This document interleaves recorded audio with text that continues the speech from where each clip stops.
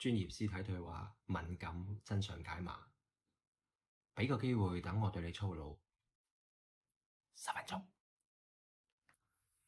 大家好，我係驗屍官，歡迎大家嚟到抽絲剝繭2.0。呢1-2個星期咧 AI 圈咧就非常之熱鬧嚇，因為龍蝦更新咗。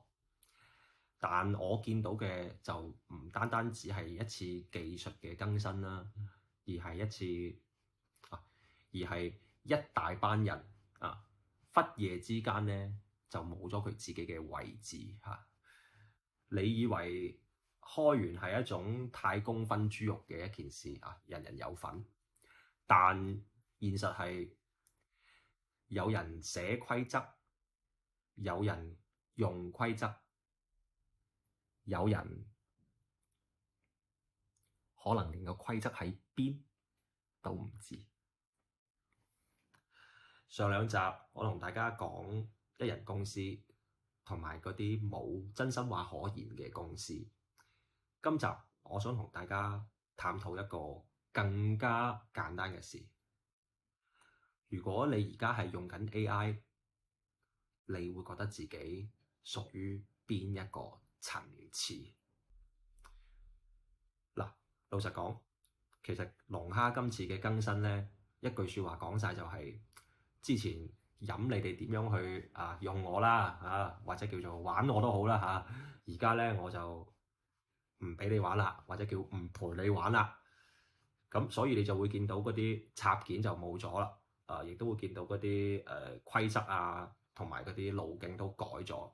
當然亦都有一啲叫做説法就好專業嘅，叫做 SDK 斷代，仲有沙盒換血等等嘅一啲 concept 太 technical 太複雜，我就將佢翻譯成人話。一句説話其實就係你哋之前嘅做嘅所有嘢，我通通都唔認數。於是乎你就會見到喺國內裏邊嗰班成日喺度講 AI 插件或者叫做 AI 嘅一鍵部署仲有 AI 嘅智慧生態嘅嗰班人，可能上一秒仲喺屋企裏邊喺度開緊個 live，同大家去分享點樣要去把握時代機遇但下一秒嘅話咧，佢哋可能就收到個消息之後，就全部返廠去加班問題唔係佢哋做嘢可能好馬虎，所以要翻手問題係佢哋從來都冇上過張台，但係就要成日扮自己好似揸住副牌咁喺張台度打晒樁。仲要日日都喺度講話，我係引領時代嘅，我係技術創新嘅。但我想講呢個好似唔係叫創新，呢個叫寄生。你以為你喺度做緊個屬於自己嘅 product， 但其實你只係用人哋嘅規則，跟住幫人哋去試錯。然而，我覺得最恐怖嘅都唔係啲大廠，而係你自己。點解咁講呢？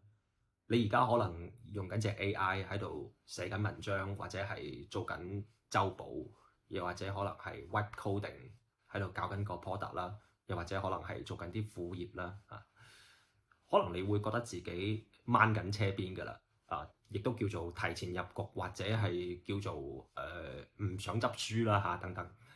咁但係你有冇諗過一樣嘢？如果聽日個規則又改嘅話，你做嘅嗰啲嘢仲值幾個先啊？所以之所以我哋咁多人一直都去追啦唔係因為我哋覺得嗰啲嘢有幾好用，或者叫做幾剛需，僅可能係因為我哋驚衰。正如我之前所講第1集所講，你如果唔用佢嘅話咧，可能你就會覺得自己落後咗嘅。所以今鋪咧，如果你唔跟嘅話咧，你可能會覺得自己廢撚咗啊！但個現實係你跟得再貼，或者叫做你跑得再快都好，其實你一直都喺人哋嘅嗰條跑道上邊。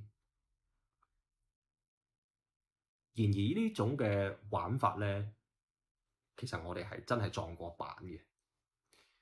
我哋學曉咗嗰啲技術，但係就係冇學曉規則，結果會係點？唔使我講啦。所以呢次嘅更新咧，我覺得佢唔係一次升級，佢更加似係一次篩選，篩走咗嗰啲以為自己喺個局入邊嘅人。開完從來都唔代表住公平，AI 亦都從來唔代表住民主。規則始終都係喺少數人嘅手上。